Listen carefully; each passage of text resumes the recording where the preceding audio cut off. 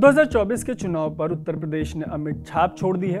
अपने दम पर 370 वाला और एनडीए के दम पर 400 पार वाला जो नारा बीजेपी ने दिया था जब ये चुनाव शुरू हुआ था, तो किसी ने कल्पना नहीं की थी कि बीजेपी उत्तर प्रदेश के अयोध्या में हार जाएगी। उस अयोध्या में जहां 22 जनवरी को राम मंदिर की प्राण प्रतिष्ठा की गई थी। चलो अयोध्या तो हारे, लेकिन किसी ने कल्पना नहीं की थी कि 2014 में उत्तर प्रदेश में 71 और 2019 में 62 सीटें जीतने वाली बीजेपी को सीटों की संख्या के मामले में समाजवादी पार्टी पीछे छोड़ देगी। 37 सीटों वाली समाजवादी पार्टी ने 33 सीटों वाली बीजेपी को 4 सीट पीछे छोड़ दिया। एक सीट 19 में आई थी कांग्रेस को, इस बार कांग्रेस को 6 सीटें आई उत्तर प्रदेश में। लेकिन हम जिस बारे में बात करने जा रहे हैं वो ना तो बीजेपी की है, ना कांग्रेस की, ना समाजवादी पार्टी की। ये बात है उन मायावती की जिनकी पार्टी बीएसपी के सिंबल हाथी ने 2014 की तरह एक बार फिर से उत्तर प्रदेश में अंडा दिया है।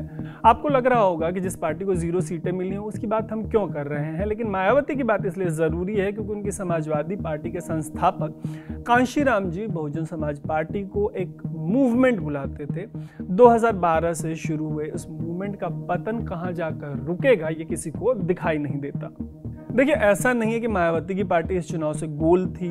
इस चुनाव में एक नई बीएसपी नजर आई। पार्टी सुप्रीमो मायावती ने अपने भतीजे आकाश आनंद को पार्टी का उत्तराधिकारी बनाया। आनंद की जब रैलियां शुरू हुई तो उन्होंने अपने भाषणों में आग उगलना शुरू किया। सत्ता विरोधी ऐसे भाषण दिए कि आकाश मीडिया के डार्लिंग बनने लगे। देखते ही देखते जिस मुख्यधारा की मीडिया पर अपर कास्ट और बहुजन मूवमेंट के खिलाफ होने का आरोप लगाया जाता है, उस मीडिया ने आकाश को 7वें आसमान तक पहुंचाने का सिलसिला शुरू किया। इसकी कई वजहें थी। एक वजह मायावती ने एक बड़ी वजह यह थी कि मायावती ने मेन स्ट्रीम मीडिया से बातचीत पूरी तरीके से बंद कर दी। इसके कारण हो सकते हैं। अच्छा, इसकी वजह से इसमें कोई दो राय नहीं कि पिछले 12 सालों से लगातार राजनीतिक ढलान पर सरसराती चलेगी बीएसपी की मुखिया मायावती के कद का कोई दूसरा दलित नेता अभी भी पूरे भारत में नहीं है। लेकिन मीडिया को मायावती के गाहे बगाहे आने वाले ट्वीट्स और चुनाव में होने वाले मुट्ठी भर रैलियों से संतोष करना पड़ता था। ऐसे में उन्हीं के द्वारा आगे बढ़ाए गए आकाश किसी ताजा हवा के झोंके से कम नहीं थे मेन स्ट्रीम मीडिया के लिए या वैकल्पिक मीडिया के लिए। लेकिन हुआ यह कि आकाश के एक भाषण को लेकर उनके ऊपर एक एफआईआर कर दी गई। जिस दिन एफआईआर की गई ठीक उस दिन और उसके आसपास के तमाम दिन वो मीडिया को इंटरव्यूज देने वाले थे। सारे इंटरव्यूज कैंसिल कर दिए गए। उनकी जितनी चुनावी सभाएं थीं, जितने कार्यक्रम थे, उन्हें हमेशा के लिए रद्द कर दिया गया। और मीडिया में जानकारी आई कि मायावती ने आकाश को बीएसपी के उत्तराधिकारी के जो रिस्पॉन्सिबिलिटी उन्होंने दी थी उससे हटा दिया। आकाश कोई प्रचार नहीं करेंगे। आकाश को तैयार होने के लिए और समय की दरकार है ऐसा कहते हुए मायावती ने उन्हें जमीन पर उतार दिया। उनके इस एक कदम से हुआ ये कि आकाश के इर्द गिर्द जो लोग यूपी समेत हिंदी बेल्ट में तमाम राज्यों में दलितों के रुख को समझने की कोशिश कर रहे थे, उनकी ऐसी कोशिशों पे इस चुनाव में पानी फिर गया। आकाश को तो हटा ही गया। मायावती ने खुद इतना निरस कैंपेन किया कि पता ही नहीं चला कि बीएसपी लड़ रही है या नहीं लड़ रही है।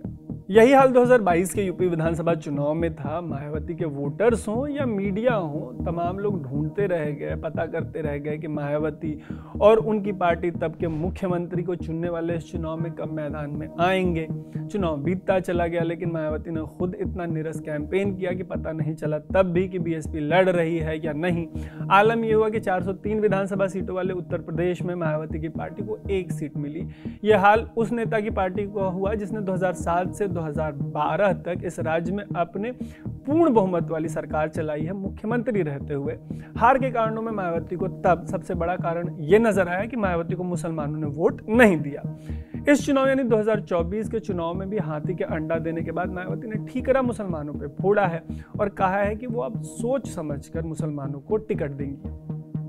जैसा कि आपको पता है कि आज के दौर के नेताओं का मुसलमानों से कुछ अलग प्रेम है। मुसलमानों को लेकर कुछ भी कह देना कोई बड़ी बात नहीं रह गई। मुंह खोला और भग से मुसलमान के बारे में कुछ भी कह दिया, जिम्मेदार ठहरा दिया।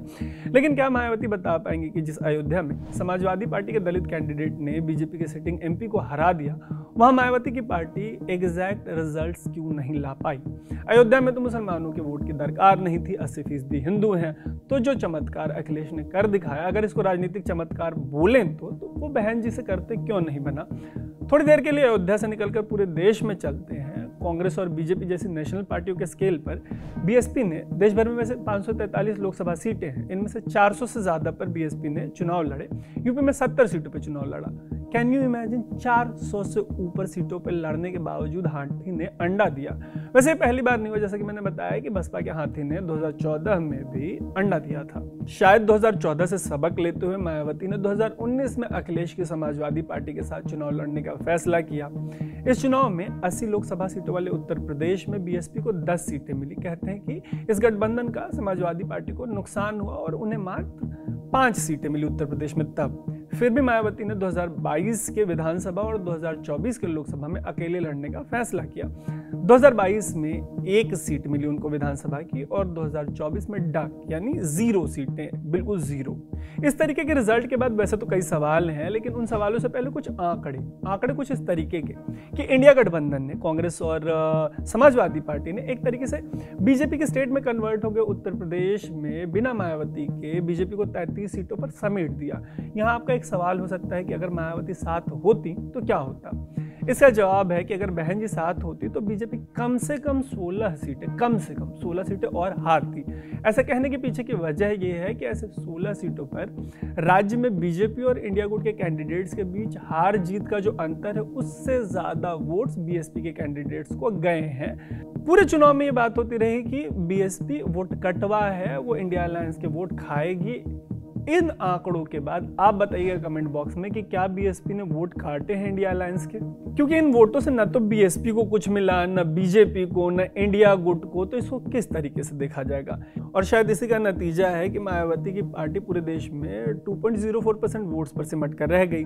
2019 हो, 2022 हो, 2024 हो, ये तमाम वो चुनाव है जहां बीएसपी के जो वोट परसेंटेज है वो लगातार ढलान पर चलते गए हैं।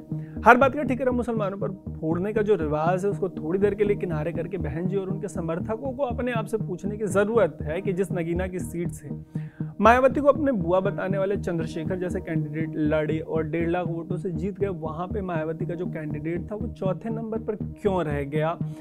इसकी वजह से भविष्य बीएसपी का कैसा होने वाला है। इन तमाम सवालों के बीच अगर बीएसपी को कोई वोट कटवा पार्टी बुलाए तो बीएसपी वालों के पास इसका क्या जवाब होगा। सवाल इसलिए क्योंकि ये हाल बीएसपी का जो है वो उस बीएसपी का है जिसने 1996 में 11, 1998 में 5, 1999 में 14, 2006 में तो 19, 2009 में 21 सीटें जीती थी। 2009 में 21 सीटें जीतने वाली पार्टी को शून्य पर लाने को लेकर सवाल होंगे, किसी को जवाब देना पड़ेगा। 2024 के चुनाव के बीच में लग रहा था कि आकाश आनंद इन सवालों का जवाब देंगे, शायद इनकी नौबत ना आए, लेकिन अब ढूंढे कोई ऐसा नहीं मिलता जो इन सवालों का जवाब दे पाए। हाँ, ठीकरा जरूर फूटा है और वो फूटा है मुसलमानों पर। हालांकि इससे जुड़े एक प्रेस रिलीज में बीएसपी ने अपना पक्ष रखा है जिसमें पार्टी को ऐसी दुर्गति के कारणों से निकाले जाने की बात की गई है। जैसे कि पार्टी ने एक कारण ये बताया है कि 7 चरणों में हुए चुनाव की वजह से मेहनतकश लोगों में चुनाव को लेकर उत्साह कम हो गया। मायावती ने हार का ठीकरा ईवीएम पर भी फोड़ा है।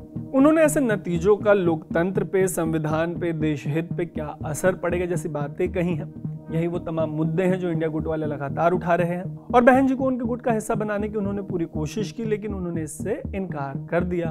उन्होंने हार के कारणों का गहन विश्लेषण करने की भी बात कही है। ऐसे विश्लेषण बीएसपी 2012 के बाद से लगातार करती रही होगी। उन्हें पब्लिक डोमेन में ये जानकारी रखनी चाहिए कि बहुजनों के मूवमेंट का जो ये हाल हुआ है 0 सीटों वाला, उससे जुड़ा जो भी गहन विश्लेषण किया गया है, उससे क्या सीख ली गई और उसके क्या नतीजे आए। क्योंकि हर चुनावी हार के बाद ये कह देना कि मुसलमान बीएसपी को नहीं समझ पाए और अब पार्टी उनको सोच समझ कर टिकट देगी जैसी बातें करके भी बीएसपी शून्य पर बनी हुई है पिछले 2 बार से।